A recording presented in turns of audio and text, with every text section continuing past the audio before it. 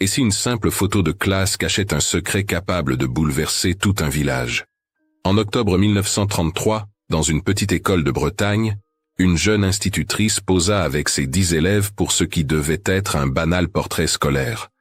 Mais derrière ce sourire figé, il y avait des menaces, des peurs et une disparition qui hantaient la région pendant des décennies. Car 60 ans plus tard, un témoignage inattendu allait tout changer, révélant une vérité que personne n'avait osé affronter. Aujourd'hui, je vais vous raconter cette histoire complète. Avant de commencer, abonnez-vous à cette chaîne, laissez un like et dites-moi de quelle ville vous regardez cette vidéo. C'est important, parce que chaque commentaire et chaque partage permet à ces histoires fictionnelles, inspirées de faits historiques réels, de toucher plus de personnes et de rappeler que certaines leçons du passé ne doivent jamais être oubliées. Cette photo, vous la voyez? Une jeune femme souriante entourée de 10 enfants aux pieds nus. Derrière eux, un tableau noir avec ces mots écrits à la craie « L'avenir est à vous ». Si vous restez jusqu'à la fin de cette histoire, vous découvrirez pourquoi Claire Delaunay sourit sur cette photo, alors qu'elle savait qu'elle avait moins de 3 heures à vivre. Du moins, c'est ce qu'elle croyait. Cette histoire commence par une disparition qui a hanté un village breton pendant 60 ans, mais elle se termine par une révélation qui va vous bouleverser. 22 octobre 1933. Loudéac, Bretagne. Le photographe de l'inspection académique ajuste son appareil une dernière fois. Claire Delaunay, 22 ans, tient le livre de lecture contre sa poitrine. Dans la poche de son tablier, elle serre discrètement le papier froissé qu'elle a trouvé ce matin sous sa porte. Cessez d'enseigner, ou vous disparaîtrez. Ses doigts tremblent légèrement, mais son sourire reste ferme. Elle sait que dans quelques secondes, l'obturateur va capturer bien plus qu'une simple photo scolaire. Ce sera peut-être la dernière trace d'elle dans ce monde. Mais comment une fille de pêcheur de Saint-Brieuc s'est-elle retrouvée au centre de cette tempête? Pour comprendre, il faut remonter 6 mois plus tôt, quand Claire est arrivée dans ce village avec ses grandes idées et sa valise pleine d'espoir. Les registres de l'école normale de Rennes indiquent qu'elle a obtenu son diplôme avec une note de 16 sur 20. Brillante, certes, mais pas exceptionnelle. Ce qui la distinguait, selon ses professeurs, c'était cette flamme dans les yeux quand elle parlait d'éducation populaire. Le petit Pierre Morvan, 8 ans, se tient à sa gauche sur la photo. Vous voyez comme il regarde l'objectif avec cette intensité étrange? Pierre bégayait tellement que les autres enfants l'appelaient Pierre-Pierre. Quand Claire est arrivée, il ne savait même pas tenir un crayon correctement. Son père, forgeron du village, avait décidé que son fils n'avait pas besoin de savoir lire. Les mains, disait-il, voilà ce qui compte pour un homme. Mais Claire avait vu autre chose en Pierre. Elle avait vu un enfant qui murmurait des histoires aux chevaux de son père, un petit garçon qui dessinait des lettres imaginaires dans la poussière, avec un bâton. À droite de Claire, c'est Marguerite Lebrun, 7 ans. Cette petite aux cheveux emmêlés qui sourit timidement, elle sera celle qui, 54 ans plus tard, racontera à Radio France ce qui s'est vraiment passé ce jour-là. Mais nous n'en sommes pas encore là. Pour l'instant, Marguerite est juste une enfant qui a pleuré toute une matinée quand mademoiselle Delaunay a perdu patience et crié en classe. C'était 3 semaines avant la photo, un jeudi matin où rien n'allait comme prévu. Les archives départementales des Côtes-d'Armor conservent encore le contrat de Claire, 800 francs par mois, pour enseigner à des enfants dont la plupart préféraient les chants à l'école. Un salaire de misère pour une mission impossible, disaient les anciens du village. Le curé, Père Guillemot, ne se gênait pas pour rappeler en chair que l'école laïque était une invention du diable. Que cette petite Parisienne prétentieuse, comme l'avait appelée le maire sur la place du marché, ferait mieux de retourner d'où elle venait. Mais Claire n'était pas parisienne. Elle venait de Saint-Brieuc, où son père réparait des filets de pêche et sa mère vendait des coques sur le port. Elle connaissait la pauvreté, la vraie, celle qui vous fait manger de la soupe de pain 3 soirs par semaine. C'est pour ça qu'elle n'avait pas ri quand le petit Louis était arrivé en classe avec des chaussures trouées en plein hiver. C'est pour ça qu'elle comprenait quand les enfants s'endormaient sur leur banc après avoir aidé au chant depuis l'aube. Le photographe demande aux enfants de ne pas bouger, Claire sent la main de Pierre qui cherche la sienne, hors du cadre. Elle la serre doucement. Dans quelques heures, elle devra prendre une décision qui changera tout. Rester et risquer sa vie, ou partir et abandonner ses enfants à leur sort. Ce qu'elle ne sait pas encore, c'est que sa décision est déjà prise. Elle l'a prise le jour où Pierre a réussi à lire son premier mot complet. Liberté. Il avait mis 3 mois pour y arriver, mais quand il y était parvenu, ses yeux s'étaient illuminés comme si on venait de lui ouvrir une porte sur l'univers. L'obturateur claque. La photo est prise. Dans 7 jours exactement, Claire Delaunay disparaîtra. Mais pour comprendre pourquoi elle sourit malgré la menace de mort dans sa poche, il faut que je vous raconte ce qui s'est passé durant ces 6 mois où elle a transformé ce petit village breton. Car Claire n'était pas qu'une institutrice. Elle était, sans le savoir, en train de préparer une génération entière à la résistance. Avril 1933, 6 mois avant la photo. Claire Delaunay descend du car postal avec sa valise usée. Première impression du village. L'odeur du fumier et le regard méfiant des femmes sur le pas de leur porte. La nouvelle institutrice. Celle qui vient remplacer le vieux monsieur Bertrand, parti à la retraite après 40 ans de service. Dans le café de la place, les hommes cessent de parler quand elle passe. Trop jeune, murmure-t-il. Trop jolie pour être sérieuse. Et puis, une femme qui enseigne. Où va-t-on? Claire trouve la petite école au bout de la rue principale. Une seule salle de classe pour 10 élèves d'âge différents. Le tableau noir est fendu en son milieu. Les bancs grincent. Il y a une odeur de moisi qui lui prend à la gorge. Sur le bureau, quelqu'un a laissé une Bible ouverte. Un message du curé, comprend-elle immédiatement. Elle la referme doucement et la pose sur l'étagère. Puis elle sort de sa valise le livre de lecture qu'elle a acheté avec ses dernières économies. Un livre neuf dans cette école où tout semble avoir 100 ans. Le lendemain, premier jour de classe, après les vacances de Pâques. 4 enfants seulement se présentent. Les autres sont au champ pour les semailles de printemps. Claire ravale sa déception. Elle commence par demander à chacun de dire son nom et ce qu'il aime. Pierre Morvan bégaye tellement qu'il n'arrive pas à finir sa phrase. Les autres enfants ricanent. Claire sent la colère monter. Pas contre Pierre, contre cette cruauté enfantine qui n'est que le reflet de celle des adultes. Elle s'approche du petit garçon, s'agenouille à sa hauteur. « Prends ton temps, Pierre. Les mots sont comme les oiseaux. Si tu veux les attraper, il faut être patient. » Cette phrase, Pierre Morvan l'écrira dans ses mémoires 62 ans plus tard. L'institutrice qui nous a appris à lire, publiée en 1995, raconte comment une jeune femme de 22 ans a changé le destin de 10 enfants bretons. Mais ce matin d'avril 1933, Pierre ne sait pas encore qu'il deviendra écrivain.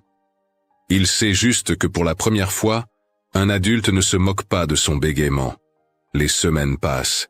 Claire découvre la réalité de l'enseignement rural.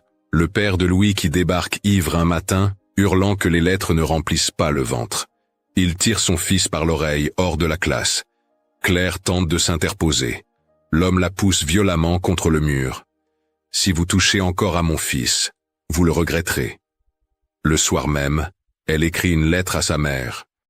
Une lettre qu'elle n'enverra jamais. « Maman, j'ai peur. Je ne sais pas si j'ai la force de continuer. Ces enfants ont besoin de moi, mais je me sens si seule. » Un jour de mai particulièrement difficile, Claire craque. Les enfants n'écoutent pas. Pierre n'arrive toujours pas à lire. Marguerite pleure parce qu'elle a faim. Louis n'est pas revenu depuis l'incident avec son père. Claire hurle. Un cri de rage et de désespoir qui fait sursauter toute la classe. Marguerite éclate en sanglots. Claire réalise ce qu'elle vient de faire. Elle s'effondre sur sa chaise, la tête dans les mains. C'est le moment où elle faillit tout abandonner. Mais le lendemain matin, elle trouve sur le pas de sa porte un bol de soupe encore tiède. Pas de nom, pas de mots. Juste ce geste. Elle apprendra plus tard que c'était Marie-Jeanne, la veuve du boulanger, qui avait perdu son fils unique à la guerre. Une femme qui n'avait jamais appris à lire mais qui comprenait la valeur de l'éducation. Ce bol de soupe anonyme devient un rituel. Chaque matin où Claire semble plus fatiguée, plus découragée, la soupe est là. Juin arrive avec ses longues journées. Claire découvre que certains parents commencent à la soutenir discrètement. Le vieux facteur, Yves Le Goff, prend sa défense au café. « Cette petite fait du bon travail, dit-il à qui veut l'entendre. Mon neveu de Rennes m'a dit que les institutrices comme elle, c'est l'avenir. » Le curé fulmine en chair contre l'école sans Dieu. Mais de plus en plus d'enfants viennent en classe. C'est aussi en juin que Claire fait une découverte qui va tout changer. Dans le grenier de l'école, elle trouve de vieux manuels de chant. Elle commence à enseigner aux enfants des chansons, des comptines innocentes en apparence. Mais dans ces chansons, elle glisse des messages, des codes, une méthode pour mémoriser l'alphabet, les nombres, mais aussi des idées. Liberté, égalité, fraternité deviennent les 3 notes d'une mélodie que les enfants fredonnent en rentrant chez eux. Le journal de l'Oudéac, du 15 juin 1933, mentionne dans un entrefilet le succès du petit spectacle de fin d'année de l'école communale. Les enfants ont chanté devant leurs parents ébahis. Même le maire, qui avait traité Claire de petite parisienne prétentieuse, applaudit. Ce que le journal ne dit pas, c'est que ce soir-là, pour la première fois, Pierre Morvan a chanté sans bégayer. Sa voix claire s'est élevée dans la salle des fêtes et sa mère a pleuré de joie. Juillet. Les grandes vacances approchent. Claire sait qu'elle perd ses élèves pour 2 mois. Ils vont travailler aux moissons. Mais elle leur donne un devoir secret. Enseigner une lettre à quelqu'un qui ne sait pas lire. Juste une lettre. Les enfants prennent cette mission très au sérieux. Marguerite apprend le M de maman à sa mère. Pierre enseigne le L de liberté à sa petite sœur. C'est fin juillet que les premiers avertissements arrivent. Des regards hostiles qui se font plus insistants. Le forgeron qui crache par terre quand elle passe. Les commérages qui enflent. On dit qu'elle reçoit des journaux de Paris. Qu'elle lit des livres interdits. Qu'elle enseigne des idées dangereuses. Le curé intensifie ses sermons contre l'école laïque. L'institutrice est un poison pour nos enfants, tonne-t-il. Elle corrompt leurs âmes innocentes. Août 1933. Claire passe l'été seule dans son petit logement au-dessus de l'école. Elle prépare ses cours pour la rentrée. Elle perfectionne son système de chansons codées. Ce qu'elle ne sait pas, c'est qu'elle est en train d'inventer, sans le vouloir, une méthode qui sera utilisée 10 ans plus tard par la résistance pour transmettre des messages. Les mots-clés cachés dans des comptines enfantines. Un système si simple et si efficace que même la Gestapo ne le percera jamais. La rentrée de septembre apporte une surprise. Tous les enfants reviennent. Même Louis dont le père a cédé devant l'insistance de son fils. Et il y a un nouvel élève. Un garçon étrange qui se tient toujours près de la fenêtre. Claire met du temps à comprendre. C'est le fils du curé. Il n'entre jamais dans la classe, mais il écoute depuis dehors. Elle fait semblant de ne pas le voir, mais elle parle plus fort pour qu'il entende. Début octobre, l'atmosphère change brutalement. Les menaces se font plus précises. Le premier billet apparaît sous sa porte, puis un deuxième, puis un troisième. L'école laïque est une offense à Dieu. Cessez ou payez-en le prix. Claire les garde tous. Elle sait que l'étau se resserre, mais elle continue. Parce que maintenant, Pierre lit presque couramment. Parce que Marguerite a appris à écrire son nom et celui de sa mère. Parce que ces petites victoires valent tous les dangers du monde. 15 octobre 1933, une semaine avant la photo. Claire se réveille avec un pressentiment. Quelque chose a changé dans le village. Les femmes détournent le regard quand elles passent. Le boulanger lui tend son pain sans un mot. Même Marie-Jeanne n'a pas laissé de soupe ce matin. Au café, les conversations s'arrêtent net à son approche. Elle comprend qu'une décision a été prise. Contre elle. Ce matin-là, dans la classe, les enfants sont nerveux. Ils sentent la tension. Comme les animaux sentent l'orage. Pierre bégaye plus que d'habitude. Marguerite ne quitte pas Claire des yeux. C'est alors que Louis lâche la bombe. « Mademoiselle, mon père dit que vous allez partir, que des hommes vont venir vous chercher. » Silence glacial dans la classe. Claire sent son cœur s'emballer, mais elle garde son calme. « Ton père se trompe, Louis. Je ne partirai pas tant que vous aurez besoin de moi. » Mais le soir même, en rentrant chez elle, Claire trouve sa porte entr'ouverte. Quelqu'un est entré. Rien n'a été volé, mais tout a été déplacé. Ses livres sont éparpillés. Ses lettres ont été lues. Et sur son oreiller, un nouveau message, plus menaçant. Dernière chance. Partez ou disparaissez pour de bon. Elle s'assoit sur son lit, tremblante. Pour la première fois, elle envisage sérieusement de fuir. C'est cette nuit-là qu'elle prend sa décision la plus courageuse et la plus dangereuse. Elle va rester, mais elle va préparer les enfants à son départ. Pas en les abandonnant, en leur donnant les outils pour continuer sans elle. Elle passe la nuit à écrire. Des instructions codées dans des chansons, des messages cachés dans des histoires, un manuel de résistance déguisé en livre de contes. Le 16 octobre, elle commence à enseigner différemment. Chaque leçon contient maintenant 2 niveaux. Le niveau apparent, l'alphabet et les nombres. Et le niveau caché, comment reconnaître le danger, comment transmettre un message secret, comment protéger un ami. Les enfants ne comprennent pas tout, mais ils sentent l'urgence. Ils absorbent chaque mot comme si leur vie en dépendait. Et d'une certaine manière, c'est le cas. Pierre fait des progrès fulgurants. En 1 semaine, il passe de la lecture hésitante à la lecture fluide, comme si le danger avait débloqué quelque chose en lui. Il lit maintenant avec une passion dévorante, tout ce qui lui tombe sous la main. Les vieux journaux, les étiquettes des boîtes de conserve, même les inscriptions sur les tombes du cimetière. Sa mère n'en revient pas. « Mon fils lit », répète-t-elle à qui veut l'entendre. « Mon Pierre lit ». 18 octobre. L'inspection académique annonce sa visite pour le 22. Une photo officielle sera prise pour montrer les progrès de l'éducation rurale. Claire comprend le piège. Si elle refuse, elle avoue sa peur. Si elle accepte, elle offre une cible parfaite à ses ennemis. Elle choisit d'accepter, mais elle prépare les enfants. Si quelque chose m'arrive après la photo, vous continuez. Vous vous souvenez de tout ce que je vous ai appris. Promettez-le-moi. C'est Marguerite qui pose la question que tous ont en tête. Pourquoi ils vous veulent du mal, mademoiselle? Claire hésite. Comment expliquer à des enfants que certains adultes ont peur du savoir, que l'ignorance est parfois vue comme une protection? Elle choisit ses mots avec soin. Parfois, les gens ont peur du changement.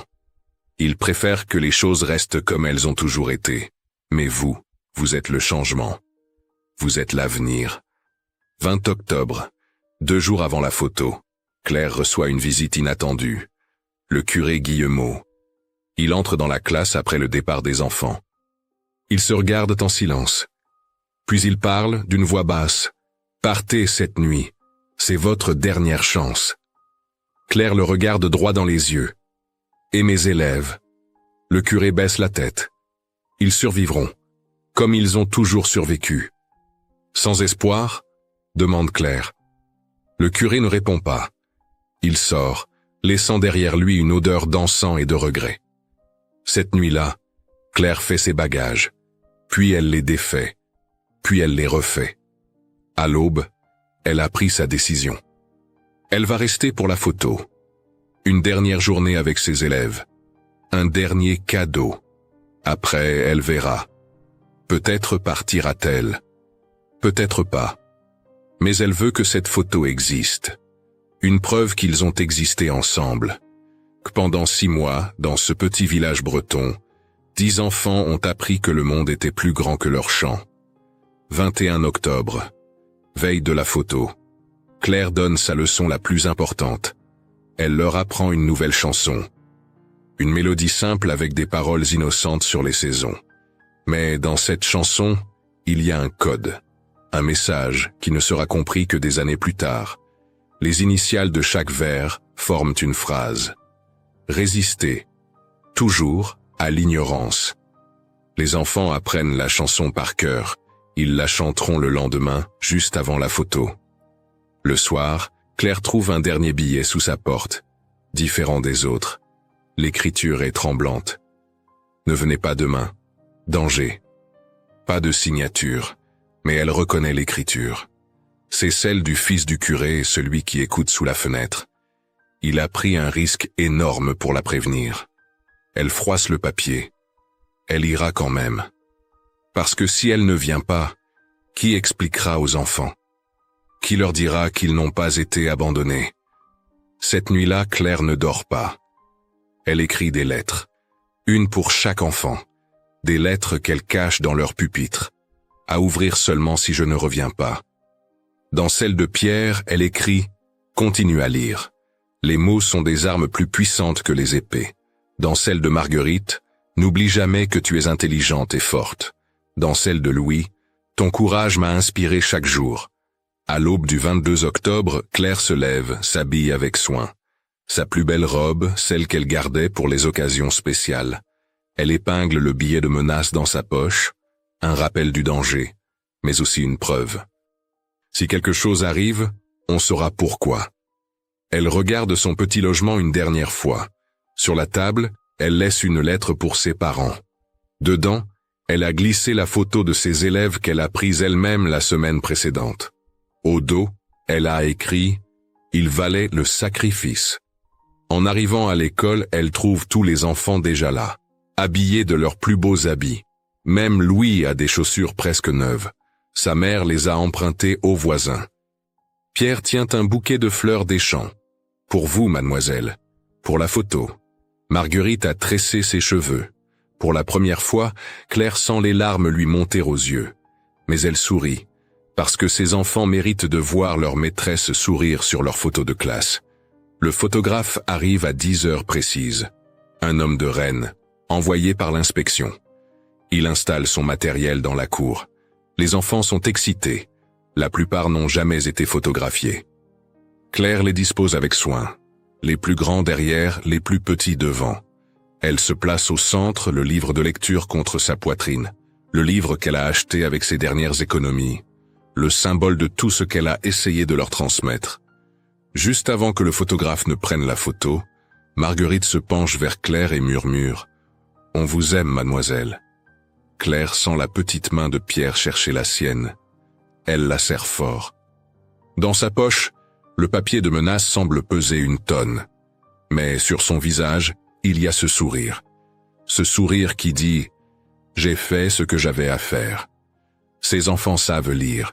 Ils savent penser. Ils savent résister. Mon travail est accompli. Le photographe ajuste une dernière fois son appareil. Claire sent le soleil d'automne sur son visage.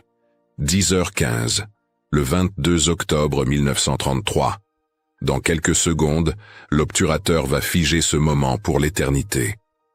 Les enfants retiennent leur souffle. Claire pense à tout ce qui l'a menée ici. La fille de pêcheur de Saint-Brieuc qui voulait changer le monde. Elle n'a peut-être pas changé le monde, mais elle a changé la vie de 10 enfants. N'est-ce pas suffisant? Souriez, dit le photographe. Mais Claire sourit déjà. Un sourire vrai, profond, qui vient du cœur. Parce qu'à cet instant précis, elle réalise quelque chose d'extraordinaire. Les menaces, la peur, l'hostilité, rien de tout cela n'a d'importance. Ce qui compte, c'est ce moment. Ses enfants autour d'elle. Pierre qui ne bégaye plus quand il lit. Marguerite qui sait maintenant écrire des lettres à sa grand-mère. Louis qui a tenu tête à son père pour continuer l'école. L'obturateur claque. La photo est prise. Les enfants applaudissent. Le photographe range son matériel. Il ne sait pas qu'il vient de capturer l'une des images les plus poignantes de l'histoire de l'éducation française.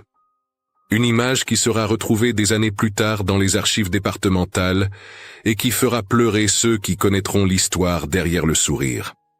Après le départ du photographe, Claire fait quelque chose d'inattendu. Elle demande aux enfants de s'asseoir en cercle dans la cour. Puis elle leur raconte une histoire. L'histoire d'une petite fille qui avait peur du noir. Mais dans cette histoire, il y a des messages cachés, des instructions. Si je dois partir, voici ce que vous devez faire. Continuez à vous réunir. Continuez à apprendre. Le plus grand enseigne au plus petit. Pierre, tu seras le professeur. Marguerite, tu garderas les livres. Louis, tu protégeras les autres. Les enfants écoutent avec une attention qu'ils n'ont jamais eue. Ils comprennent que ce n'est pas vraiment une histoire. C'est un testament.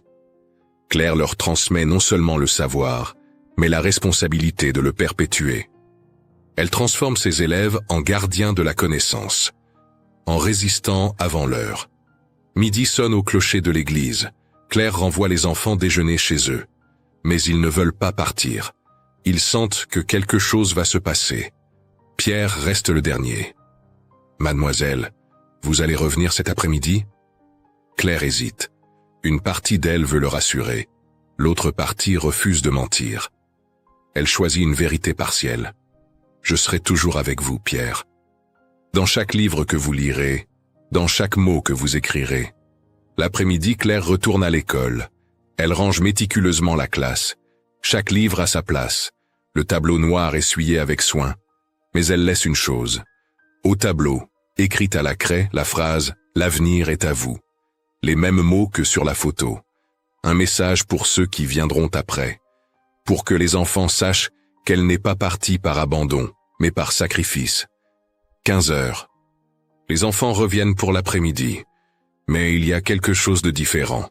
Des adultes rôdent autour de l'école. Des visages qu'elle reconnaît. Les hommes du café, le forgeron, même quelques femmes. Ils ne font rien. Ils regardent juste. Mais leur présence est une menace silencieuse. Claire comprend. C'est maintenant, ils vont agir. Elle fait entrer les enfants rapidement. Verrouille la porte. Les enfants sont terrifiés. « Qu'est-ce qui se passe, mademoiselle ?» Claire reste calme. « Nous allons faire une leçon spéciale aujourd'hui. Une leçon sur le courage. » Elle leur fait répéter la chanson qu'ils ont apprise la veille. Celle avec le message caché. Résister, toujours à l'ignorance. Les voix enfantines s'élèvent, claires et pures, à travers les fenêtres fermées. Dehors, la foule grossit.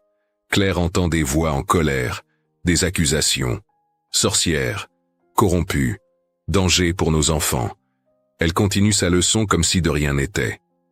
Mais elle glisse dans ses explications des choses importantes. Comment reconnaître un ami d'un ennemi? Comment garder un secret? Comment protéger ceux qu'on aime? Les enfants absorbent tout, comprenant instinctivement l'urgence. Soudain, des coups violents sur la porte. « Ouvrez !» C'est la voix du maire. « Ouvrez immédiatement !» Claire regarde ses élèves. Leurs yeux sont remplis de terreur. Elle s'approche d'eux, s'agenouille. « Écoutez-moi bien. Quoi qu'il arrive, vous n'oubliez pas. Tout ce que je vous ai enseigné, vous le gardez ici. » Elle touche sa tempe. Et ici, elle touche son cœur. Vous êtes mes héros. Tous. Elle se lève, lisse sa robe et va ouvrir la porte. Le maire entre, suivi de plusieurs hommes. Mademoiselle Delaunay, par décision du conseil municipal, vous êtes relevée de vos fonctions. Immédiatement. Claire ne proteste pas. Elle savait que ce moment viendrait. Elle retourne calmement à son bureau, prend ses affaires personnelles, laisse les livres. Ils appartiennent aux enfants maintenant. En passant devant Pierre, elle lui glisse discrètement quelque chose dans la main. Il serre le poing sans regarder. Plus tard, il découvrira que c'est une photo. Pas celle prise le matin même, mais une autre, prise la semaine précédente. Au dos, elle a écrit « Pour Pierre qui m'a appris que les mots peuvent vaincre le silence. Continue à lire. Continue à écrire. Un jour, raconte notre histoire. » Le maire et ses hommes escortent Claire hors de l'école. Les enfants regardent par la fenêtre, impuissants. Marguerite pleure silencieusement. Louis serre les poings de rage.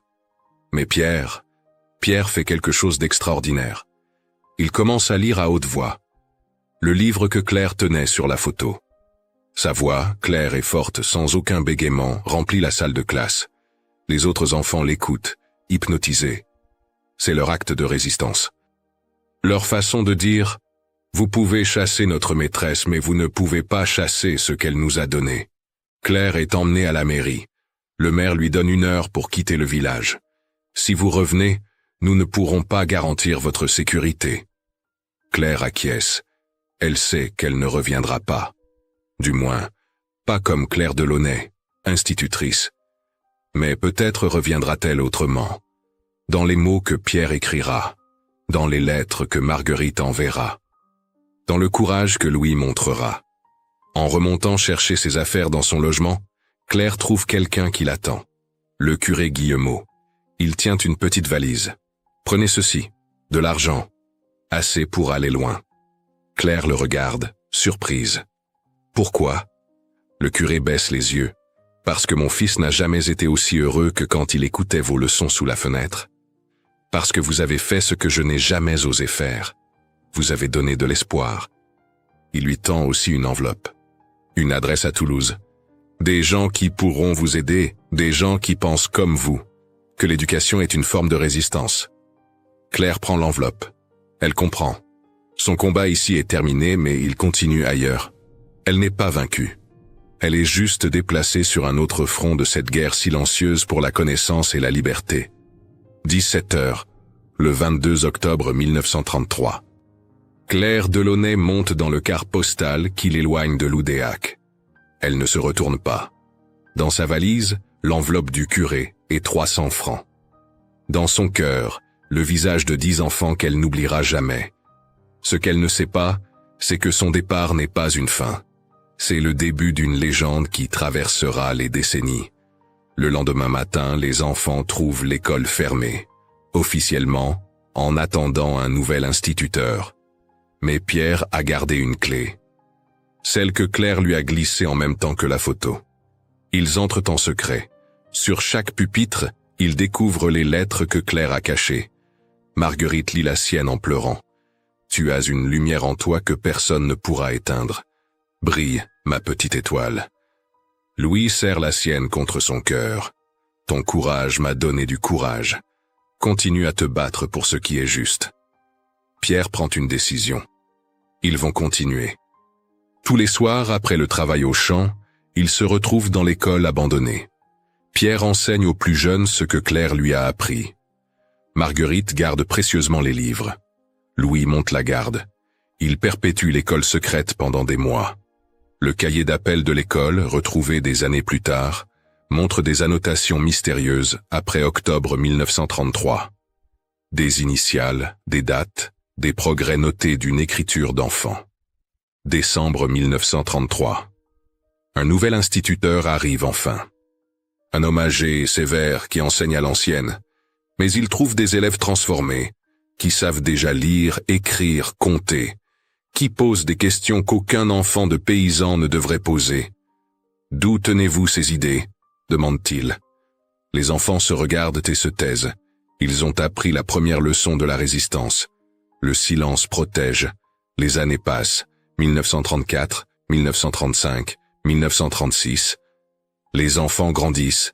Pierre ne bégaye plus du tout. Il devient le meilleur élève du canton. À 14 ans, il obtient une bourse pour continuer ses études à Rennes.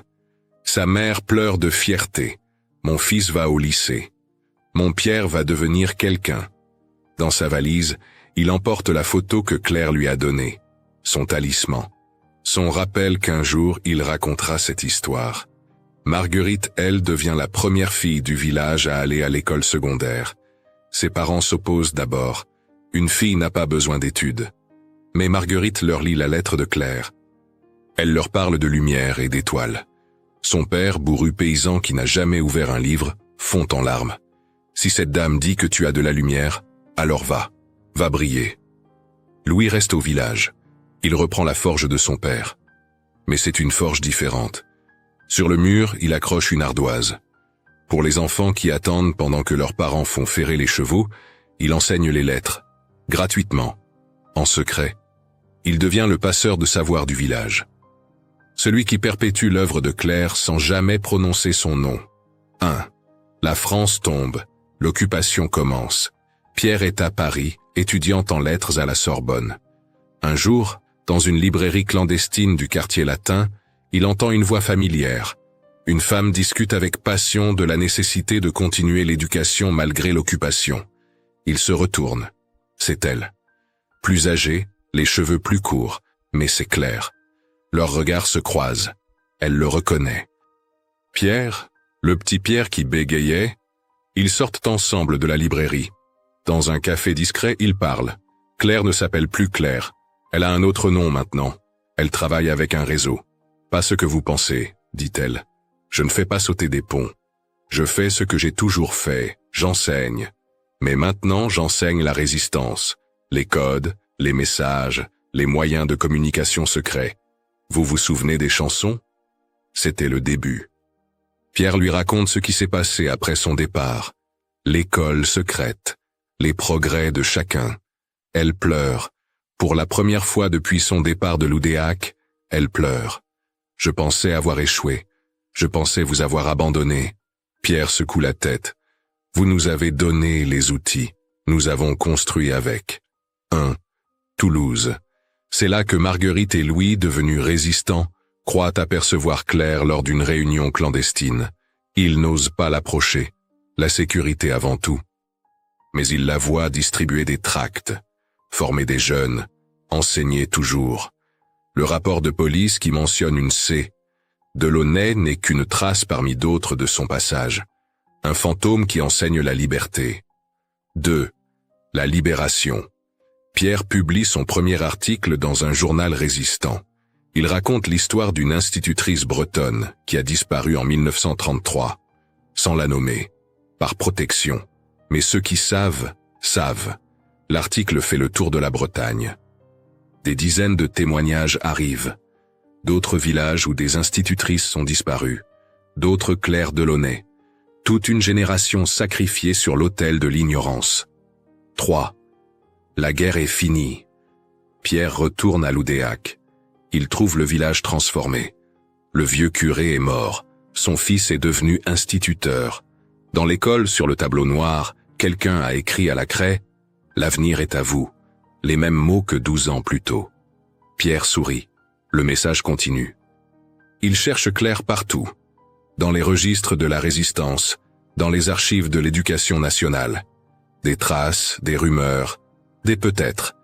Une femme qui lui ressemble enseigne dans un camp de réfugiés espagnols. Une autre forme des instituteurs en Algérie. Une troisième crée des écoles clandestines pour les enfants juifs cachés. Est-ce elles? Sont-elles toutes elles? Le mystère reste entier. 1. Marguerite Lebrun, 67 ans, grand-mère de 6 petits-enfants, tous diplômés, donne une interview à Radio France. Elle raconte enfin l'histoire complète. Claire Delaunay, l'institutrice qui a changé leur vie. L'émission fait sensation. Des milliers d'auditeurs écrivent. Des histoires similaires émergent de toute la France. Claire n'était pas seule. Elle faisait partie d'une armée invisible d'enseignantes qui ont résisté par l'éducation. 2. Pierre Morvan publie ses mémoires. L'institutrice qui nous a appris à lire devient un best-seller. Dans le livre, il révèle un secret. Le jour de la photo, Claire leur a enseigné un code dans une chanson. Résister, toujours à l'ignorance. Mais il y avait un deuxième niveau au code. Les notes de la mélodie, quand on les transpose en lettres, forment un message. Je reviendrai. Pierre a mis 60 ans à le déchiffrer. 3. Le musée de la Résistance de Toulouse fait une découverte. Dans des archives nouvellement déclassifiées, une photo de groupe de résistants prise en 1943. Au 3e rang, une femme. Le visage est partiellement caché, mais la ressemblance est troublante. L'analyse faciale par ordinateur donne une probabilité de 87%. C'est elle. Claire Delaunay a survécu. Elle a continué à enseigner, à résister. Aujourd'hui, à l'Oudéac, il y a une école primaire, Claire Delaunay. Sur le mur d'entrée, la photo de 1933 est agrandie. Dessous, une plaque. À Claire Delaunay et à toutes les institutrices qui ont disparu pour que l'avenir appartienne aux enfants. Chaque année, le 22 octobre, les élèves chantent une vieille chanson bretonne. Une chanson sur les saisons. Mais ceux qui savent entendent le message caché. Résister toujours à l'ignorance. Dans la dernière salle au fond, celle qui était la classe unique en 1933, le tableau noir original est conservé. Dessus, jamais effacé, les mots « L'avenir est à vous ». Les visiteurs demandent souvent pourquoi on ne les efface pas. Le directeur actuel, arrière-petit-fils de Louis, répond toujours la même chose. Parce que le message n'est pas terminé. Parce que chaque génération doit continuer à résister à l'ignorance. Parce que Claire Delaunay, où qu'elle soit, continue à enseigner. La vraie leçon de cette histoire? Une personne peut disparaître, mais pas ce qu'elle a semé. Claire Delaunay n'a enseigné que 6 mois à l'Oudéac. Mais ces 6 mois ont changé des vies, qui ont changé d'autres vies, qui continuent à changer des vies. L'éducation est l'acte de résistance ultime. Le savoir est la seule révolution qui ne peut pas être réprimée. Et quelque part, peut-être, une vieille dame de 112 ans sourit en sachant que ses enfants ont compris le message. L'avenir était vraiment à eux. Ils l'ont pris.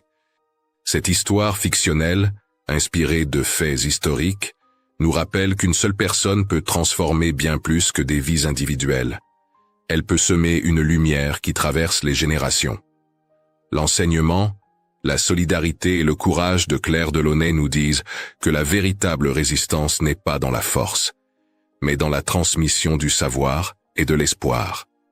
Et vous, qu'auriez-vous fait à sa place face à la peur et aux menaces? Avez-vous déjà rencontré une personne qui a changé votre vie par ses mots, son enseignement ou son exemple? Pensez-vous que l'éducation reste aujourd'hui une forme de résistance face à l'ignorance? Écrivez le mot « résistance » dans les commentaires pour que je sache que vous êtes resté jusqu'à la fin. Dites-moi aussi de quelle ville vous nous regardez.